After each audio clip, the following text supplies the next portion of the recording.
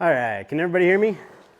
I am Karston Donoven with Duchscher Kapperud Insurance. I primarily specialize in farm and ranch insurance, as well as crop insurance, but our agency is an independent agency, full service agency, so within our agency, everybody kind of specializes in different areas. This is our ag team. There's a few others that work here. I see Melissa's back there kind of cussing me out for using this picture. She doesn't love it, but that's myself on the left, Wally Duchscher. I love working for this company primarily for who I work for. Melissa here, great supporter of the community. And then, I mean, if you look around, you'll probably see Wally's name on this building probably 8 different times. Huge supporter of the local community, giving back, and just, a great man that's been, in the community for a very long time. So he's next to me. And then next to him is Melissa, other owner. She's back there. If anybody wants to talk to her, she's here today. And then Alyssa Schwertberger is our agribusiness manager. I think I said her last name right. It's a tough one. So that's our ag team. We have others that work with us, but primarily who we have for providers are the top 3 crop insurance providers, Rain and Hail, NAU Countries, who Aaron was able to join us here today. He's a representative for NAU, and then RCIS. And one quick thing that is a big thing for our agency is that we are a partner with Crop West Insurance Group, who most of you guys have probably never seen that logo before, don't really know what that is, but in a nutshell, the biggest benefit of Crop West Insurance is if any of you guys have been to any of our grower meetings before, you have had the chance to meet Gary Heilig, who is an absolute wealth of knowledge in the crop insurance industry, and he is a owner of Crop West Insurance. So I guess the nice thing in a nutshell that we have is we have somebody to go to when we have questions or just help guide us along, because crop insurance, as you guys know, is a very complex system, and having somebody that has 25 years of experience and as smart as that man is very, very nice. And then also on the farm and ranch side, we have multiple different companies. We have Nationwide, Farmers Alliance, Main Street, and Liberty Mutual. So as many of you guys have probably noticed, you probably have seen your farm renewals and you probably haven't loved it the past couple of years in terms of what the premium has done, or maybe the deductibles going up. As a whole, industry-wide for the property and casualty side, we have seen increased rates. We're hoping that we're kind of at the taper off period where all these companies have taken rates.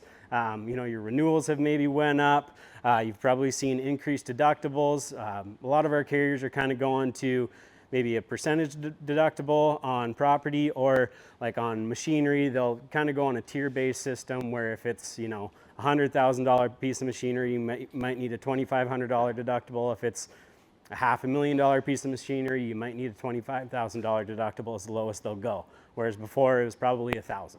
So, which makes sense. I mean, it's a larger risk for the insurance carriers because of you think about it, you went and bought a brand new pickup 10 years ago, it probably cost you 2/3 of what it costs you now. So if you go total that, they're at a bigger loss than they are 10 years ago. So as a whole, the underwriting guidelines have become a lot more strict. You probably noticed that it might be a pain in the butt to you. I know it is kind of for us that they're requiring more information if you're to write new business, maybe at renewal, things like that. So just be expecting, maybe having to send pictures in of buildings. If you want replacement costs instead of ACV on there, they'll probably need pictures. They'll need those higher deductibles like we talked about. And then they're also getting a lot more picky about your claims and your loss ratios. If you've had, the misfortune of having a lot of claims, you might be a little more, they might be a little more picky on whether or not they offer you insurance and then what your rates are going to be. So it's kind of just a conversation. I mean, obviously that's what insurance is there for, but sometimes if it's a really small claim, $1,000, $2,000 claim, it's a conversation to have that maybe it's worth paying that one out of pocket instead of putting it in and then having your rates go up the next year. So, but obviously that's what insurance is there for.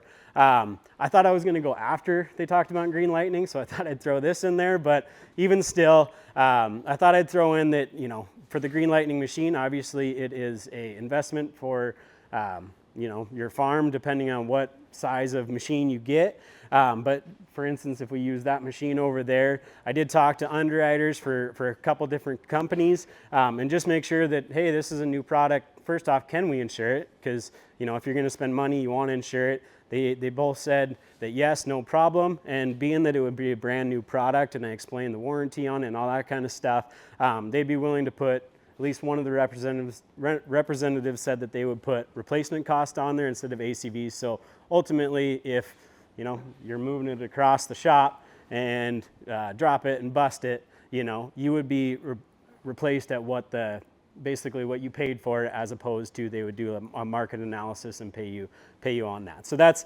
good coverage on there, but they also might request some information of like, okay, just expect they might want information such as, what are you using it for? What's the value? Maybe send pictures of it. Where are you storing it? All that kind of stuff. Like I said, they're getting a little more strict on all that information so that they get the full picture. That's kind of all I have on the P&C side. That's kind of the doom and gloom side of the insurance industry, I'd say right now. So we'll get back to the more fun side, at least in my mind, of the crop insurance side.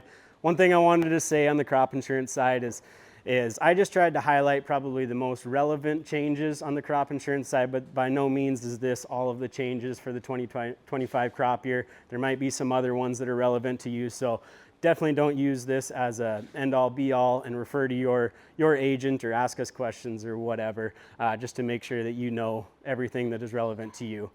The biggest change for the 2025 crop year is that ECO has went from a subsidy of 44% for the revenue protection side up to 65%. So in a nutshell, the government is paying much more of the premium than they were in previous years. So at the end of the day, you're paying less per acre than you were in previous years for ECO. So, I mean, like I was talking to Aaron before this thing started, it's not every one size fits all thing, but it is very advantageous for people to have ECO on their policies for pretty much all crops. I mean, it has done very, very well in Hill County and a lot of other surrounding counties in the previous years.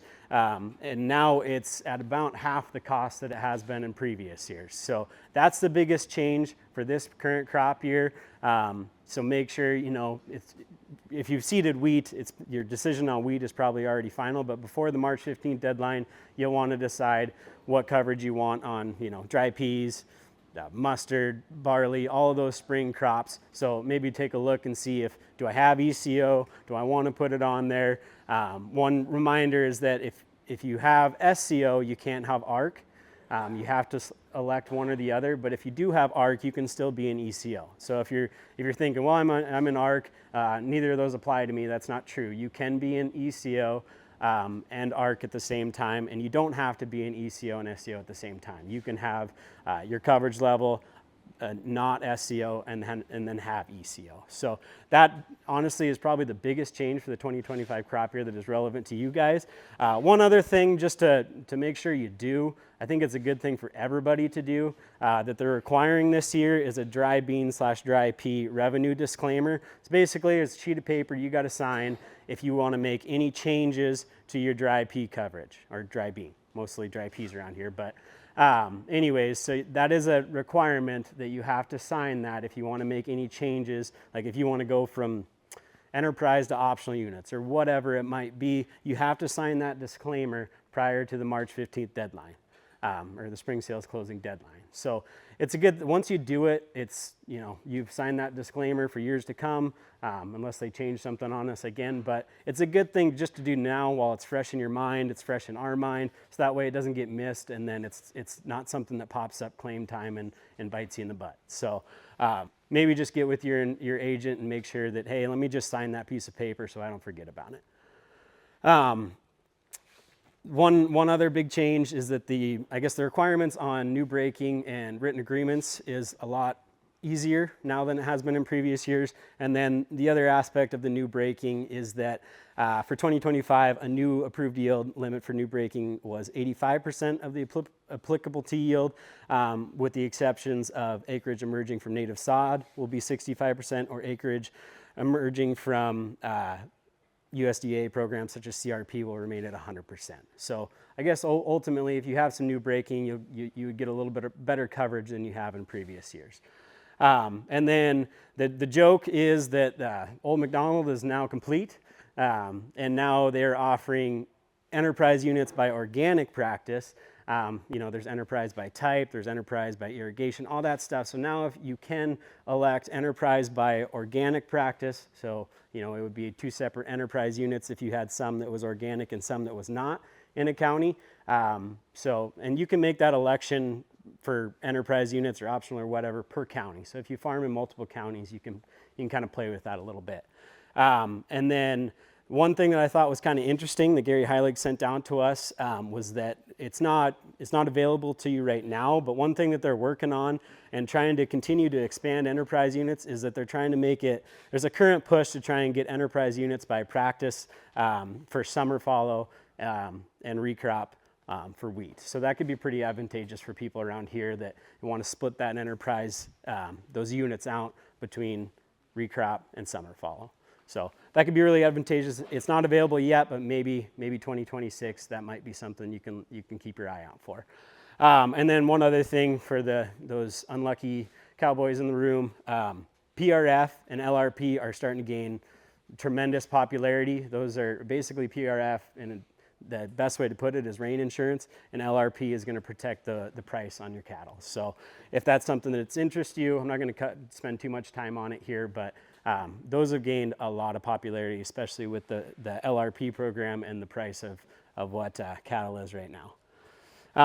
One other quick reminder, it's always a good reminder, is an intended acreage report. Make sure that if you are a new farmer for the first year, or if you picked up ground in a new county and you're farming in that county for the first time, to sign an intended acreage report saying basically, here's what I intend to seed, and if you are not able to seed that, that's how you get prevent plant coverage if you're new in that county. If you farmed in that county for years, you don't need to do that because it'll go off of your previous history, but if you are new in that county or a brand new farmer, please get with your agent and sign an intended acreage report so you have that prevented plant coverage if you need it. And then again, just a good reminder to always check with your agent if you're doing something maybe new, crop rotation wise, to make sure that it fits and is eligible on the crop insurance side. Prior to seeding, we don't want to get to a point where you've seeded it and you're like, oh crap, I can't get insurance on that because that doesn't meet the rotation requirements. So if you're doing something new, just check with your agent and make sure that that meets the requirements.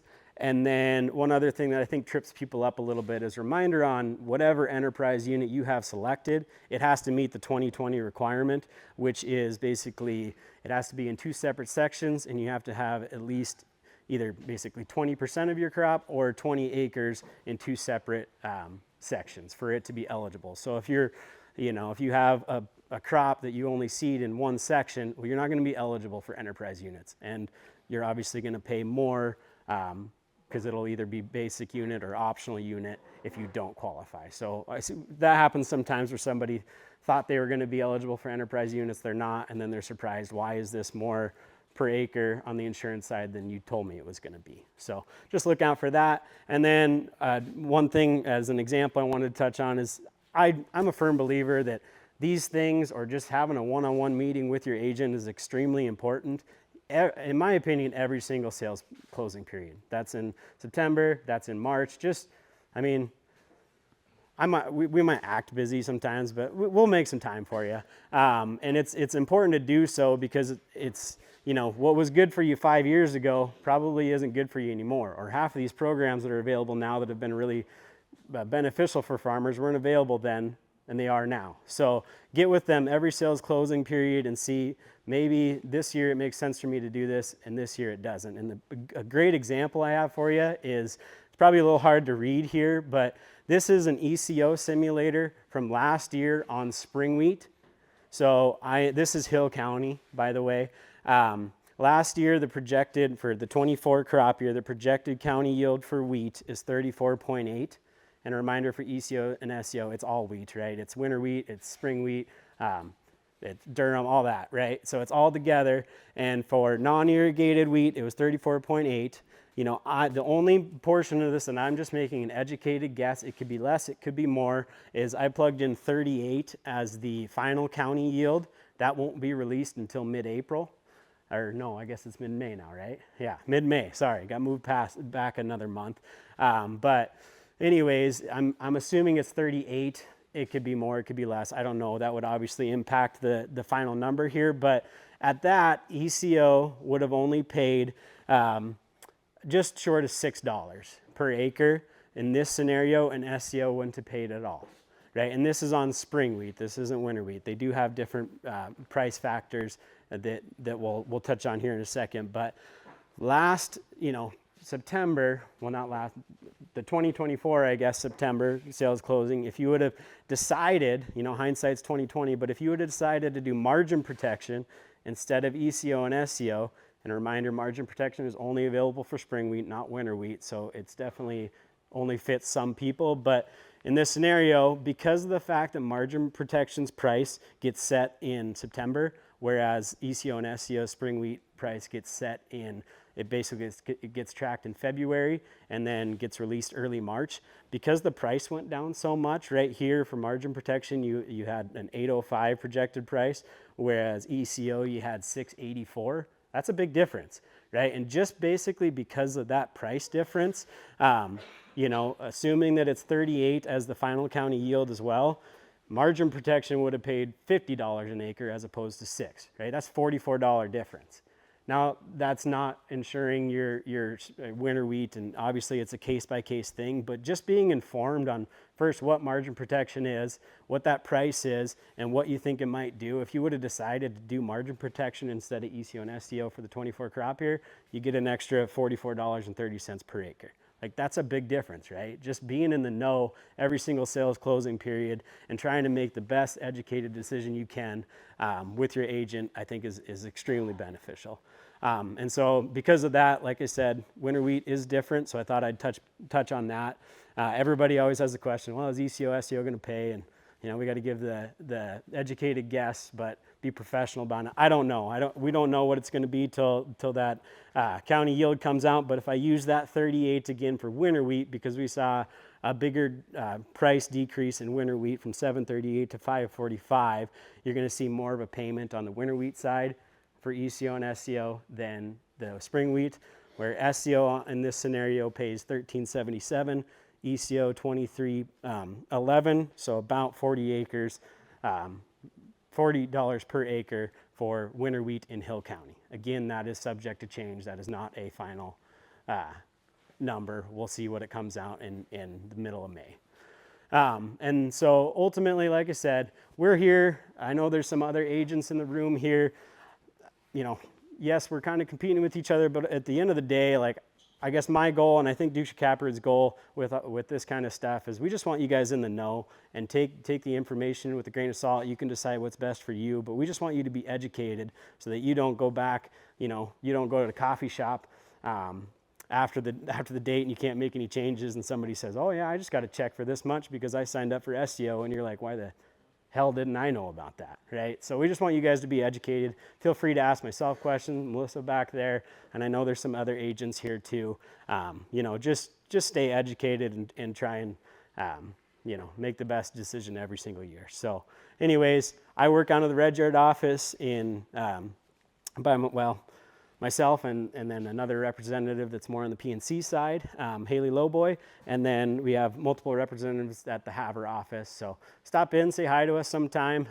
We'd love to see you. So any questions from any of you guys? All right, I think I talked long enough, and I'm pretty sure prime rib is pretty close. So